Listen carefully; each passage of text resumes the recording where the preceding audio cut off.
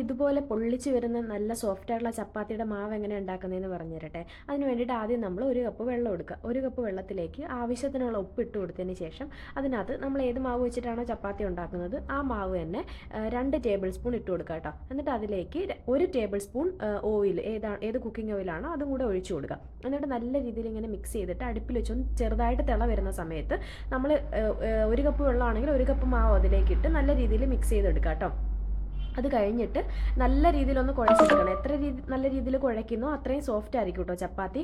അപ്പം നല്ല രീതിയിൽ കുഴച്ചെടുത്തിട്ട് ചുട്ടെടുക്കുക. ഒരു സൈഡ് ഒന്ന് മൊരിഞ്ഞ് വന്നതിന് ശേഷം തിരിച്ചിട്ട് ആ സൈഡും ഒന്ന് വേവിക്കണം. എന്നിട്ട് വീണ്ടും ഒരു വട്ടം കൂടെ തിരിച്ചിട്ടിട്ട് ഇങ്ങനെ ചെറുതായിട്ട് പ്രസ് ചെയ്ത് കൊടുക്കുമ്പോൾ നല്ല രീതിയിൽ ഇങ്ങനെ പൊള്ളിച്ച് വരും കേട്ടോ.